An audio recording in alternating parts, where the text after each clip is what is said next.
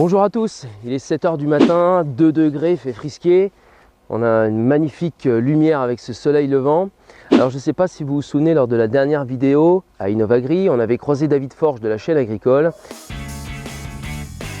Et je lui avais lancé le défi de venir chez lui avec mon outil à disque indépendant, mon 6 mètres Aragon. Donc ça a été prévu comme ça, je l'ai appelé hier. Donc ce matin, on va faire chauffer le tracteur. On va faire quelques graissages, quelques points de graissage sur l'outil et on est parti direction Loches. Allez, suivez-moi.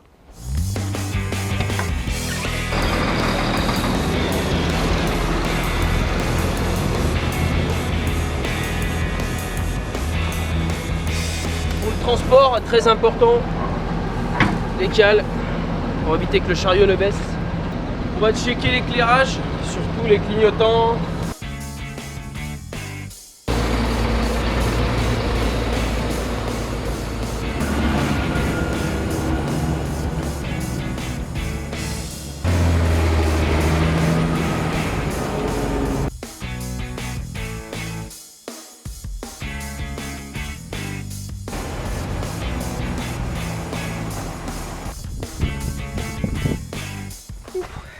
De voir du pays.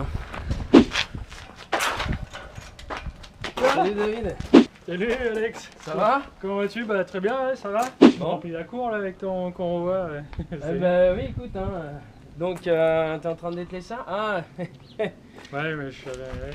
On va tester ça? Je savais un petit peu que tu venais, donc je vais mettre le petit tracteur, ce petit massé comparé au tien qui est immense. Mais moi il est surdimensionné, le tien il va être idéal. D'accord. Bon, ouais, écoute. Qu'est-ce que tu nous as prévu? Un petit tour de ferme? Qu'est-ce que tu dis? Ouais, t'es jamais venu donc. Ah, toi t'es venu chez moi il y a 1 an et demi. Ouais. Mais moi je suis pas venu chez toi, donc c'est super. Alors je reconnais beaucoup de choses avec tes vidéos évidemment. Je reconnais aussi toutes les bordures de fossés qui sont broyées. Ouais, c'est moi. Avec les pareuses. Exactement. Donc là, bâtiment que papa a construit juste ici, qui a avancé. Dans ses débuts, quand il est arrivé, en 1988 peut-être, ça fait combien de temps ça? Plus de 30 ans, ouais. Ah, la 1680. Voilà, celle qui tourne depuis plusieurs années dans la vidéo, qui ouais. marche bien. Le pulvérisateur, avec lequel on va épandre de l'engrais liquide au printemps, avec lequel je vais protéger les cultures contre les insectes, les maladies, puis traiter les mauvaises herbes. J'ai hâte de voir le 1455. Ok, il est caché quelque part. Ah, tu le caches celui-là quoi. Bon, le massé, je le connais, tu m'en as déjà Ouais, parlé, voilà. je le vois travailler. Là, il était sur le chisel tout à l'heure, on va peut-être défiler sur ton outil. Ok. Et écoute, il est bien au chaud, 1400.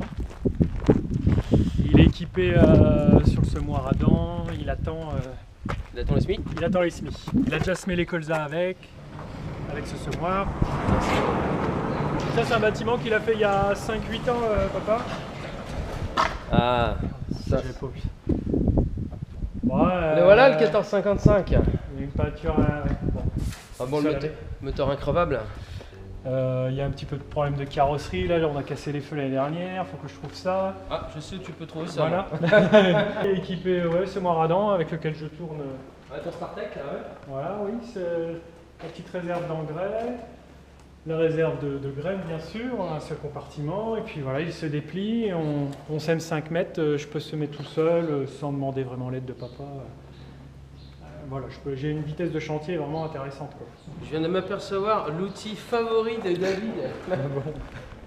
Ouais, mais il est un peu en rade là. Hein? Il est un petit peu cassé, j'ai découvert une petite panne là. Bah, j'ai réparé les courroies, on a vu ta vidéo. Il n'y a pas longtemps. Et puis, il y a un problème ça se dessoude là, à cet endroit-là, on voit pas très bien. Mais alors, au niveau de l'axe de. Si je peux te rassurer, moi j'ai un McConnell, je passe mon temps aussi à souder. Ouais. Tous les, au niveau des, ça travaille. Au niveau des axes, au niveau du châssis, ça les travaille énormément. Tu te rends compte la force que ça met à chaque fois. Même quand tu le mets en flottant, ça tire dessus, évidemment. Donc, non, écoute, j'aime bien utiliser cet outil-là. Ça on a remarqué. C'est parti. J'aime bien quand c'est entretenu, hop, nickel, droit, que ça dépasse pas, que les épines nous embêtent pas pour bosser. La semence de blé, elle est prête. Voilà, à peu près toute la surface de blé est là-dedans. Tu la traites Oui, j'ai demandé à un prestataire de venir. je retrouve un peu tout le matériel que je vois sur tes vidéos, hein, le mardi matin, 7h30. C'est ça, Ouais, c'est bien ancré là. voilà, c'est ancré là. Écoute, moi je suis arrivé avec mon Massey que tu connais, que pas mal de gens connaissent évidemment. Tu m'as pris au mot parce que lorsqu'on s'est vu à Innovagri, je t'avais lancé comme ça, un jour tu viendras avec ton matériel et ton... Exactement. Donc oui, il ne faut pas lui lancer des défis. Voilà, et c'est exactement ce que j'expliquais ce matin, donc tu m'as lancé un défi, je suis venu, puis ça me fait plaisir parce que tu étais quand même venu chez moi et que tu as pu découvrir un peu la ferme, et moi ça me fait vraiment plaisir que mon tracteur, tu t'en moques de le voir travailler, l'intérêt c'est de voir le tien sur mon 6 mètres semi-porté. Tu as une ou deux parcelles à nous prêter, qu'on fasse un petit test avec ton tracteur? Ça a déjà été un petit peu travaillé, vous allez le voir, mais partout, déjà ça donnera une bonne idée de voir ce qu'il est capable. Et je dis bon allez, on va faire la même chose que la pièce, on va aller faire le tour du monde, le tour de l'Europe, on va chercher des nouvelles marques, des nouveaux outils, etc. Et comme moi je connaissais quand même pas mal tout ce qui était acier, j'ai demandé pas mal de cahiers des charges, tu vois les finitions d'outils, etc. Et on est tombé sur cette marque IDJ, donc marque turque. Et déjà, c'est quand tu vois l'outil en lui-même, les finitions, les châssis, ils les font encore à la main. Ils ont tous les outils électroniques pour, mais les châssis, ils les gardent à la main. Pour éviter les pailles, les bulles, tu sais, qu'on ait un châssis qui soit nickel. D'accord. Ils sont sûrs de leur truc, quoi. Non, c'est... Puis on l'a fait travailler dans des conditions cette année. Cailloux. On n'a pas pu faire, puis même tu as vu les sols, c'était dur. Allez, on dételle. Regarde, regarde. Je connais pas ça.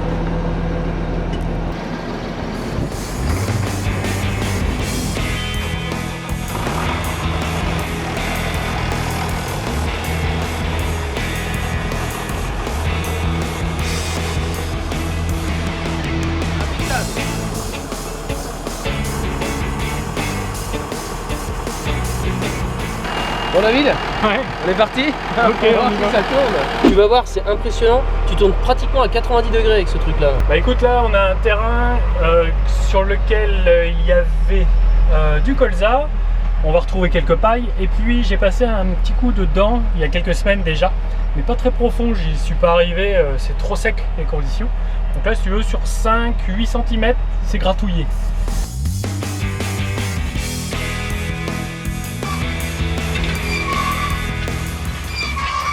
Ça, il doit y avoir un décrotoir qui appuie sur le rouleau. Là, on est en conditions quand même assez sèches. On est sur des argilo-calcaires. Alors c'est assez étonnant de voir donc, toutes ces mottes que l'on a en surface. Je pense qu'il a dû le faire avec son outil à dents. Et de revoir repasser l'outil à disque derrière, bien affiner la terre, c'est quand même pas mal. Et ce qui est intéressant, c'est de voir qu'avec un semi-porté de 6 mètres, eh bien, 170 chevaux, ça l'emmène même dans les pentes. Bon alors David, tes impressions sur l'outil? Écoute, il tire pas encore beaucoup. Et on sent que sous la pédale, il y en a encore. 170 chevaux pour 6 mètres. Attends, 180 chevaux. Bon, 180 chevaux, 180, ouais, 10 chevaux près. Non, mais bon, je te disais, bon, le sol a quand même été un petit peu travaillé, mais on sent qu'il y en a sous la pédale et puis que ça tire pas plus que ça, quoi. À voir en conditions bien réelles avec des vrais chaumes, pas travaillés. Mais là, il a bien cassé les mottes. J'étais à 9 à l'heure, à une bonne vitesse. Et puis, ouais, comme je te disais, argilo-calcaire. C'était motu et il n'y a plus grand chose. Et puis donc on va prendre le mien puis on va aller faire un tour de l'autre côté. Voilà, avec une matière un peu plus difficile à manger, mais ouais. On est là pour ça. Hein, là on va utiliser le tien là, pour ce coup-ci, car c'est pas sur le même site. Ouais. Ok, et ben écoute, allez, on est parti. Ça marche. C'est ta seconde ferme? Ouais, le second site, là anciennement donc chez mon grand-père, des terrains complètement différents, des limons, c'est les meilleures terres de la ferme. Et là il y avait un colza, il a fortement poussé. Il y a beaucoup de renouées aussi qui ont poussé dans les trains de pulvée et dans les passages de tracteurs. Et puis là c'est archi sec. Et c'est vrai que là j'ai quelque chose à intégrer dans les semaines à venir avant le semis des blés.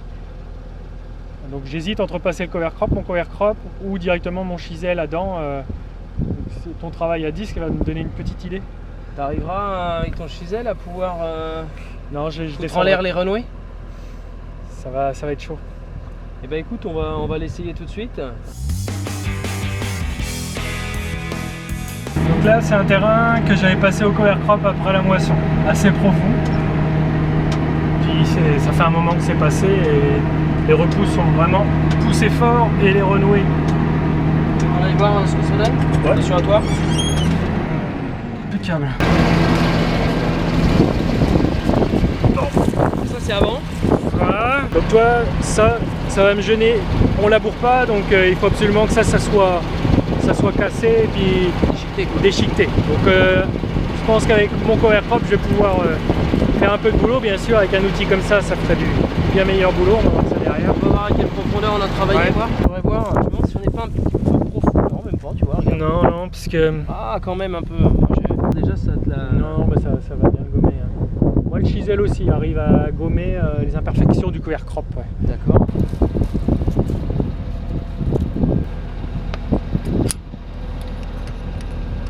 Voilà, j'ai plus de cale, on peut plus faire plus superficiel. Hein.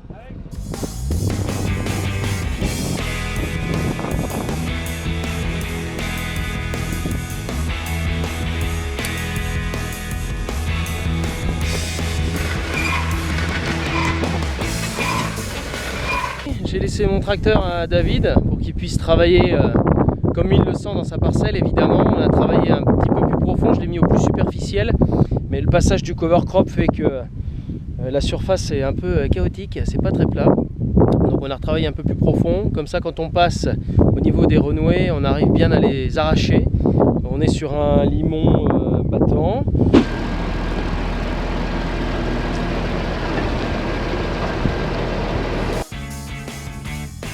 Ça fait plaisir de venir chez toi parce que tu étais quand même venu il y a 1 an et demi à la maison et découvrir un peu mon exploitation, mon monde. Alors moi c'est différent, toi tu es le youtubeur agriculteur, moi je suis l'agriculteur faiseur de pièces sur internet, enfin plutôt entrepreneur je t'avoue parce que c'est mon truc. Et moi j'apprécie aussi que tu testes parce que tu testes pas mal de choses, tu montres sur les vidéos ce que tu fais et tu as une vraie vision des choses aussi.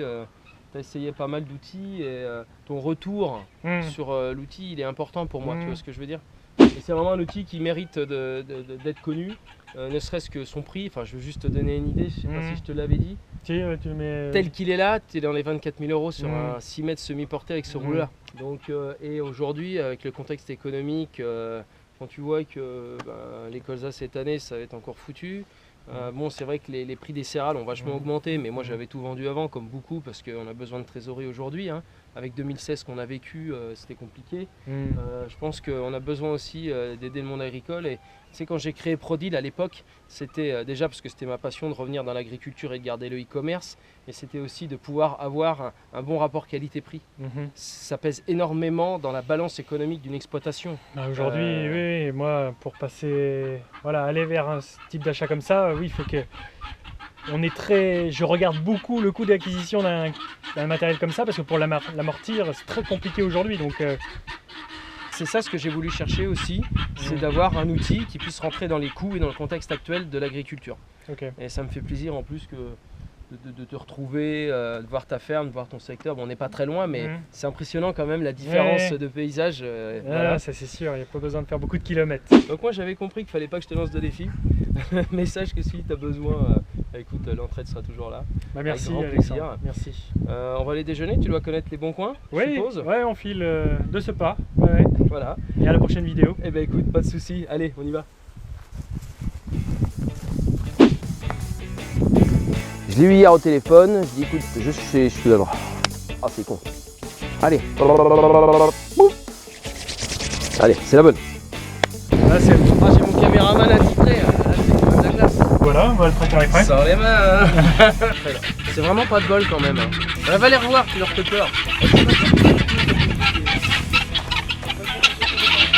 Allez, ciao. Salut. Bye. Au revoir. Ah non, si salut c'est complètement con parce qu'on va bouffer ensemble. Non mais c'est complètement nul. Ça marche. Direction château. Et puis à la prochaine vidéo. Ok, ciao. Mais non. Mais pourquoi ciao, merde. Hier on a fait 150 roches pour dire une connerie. Je reprends mon tracteur, direction la Brenne. Et peut-être ça marche pas les pintades avec toi. Alors, c'est l'assistant pintade. Bon. Oh merde. Allez, s'il nous plaît, on fait la pâte à la bouche.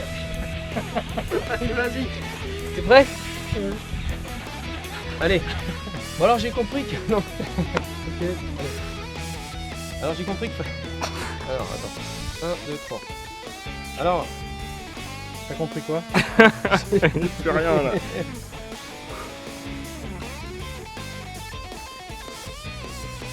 Alors j'ai... Tu dois connaître les bons restaurants du coin. Ouais, on va appuyer sur l'oche. Allez, on va chez Madame Belter. C'est parti.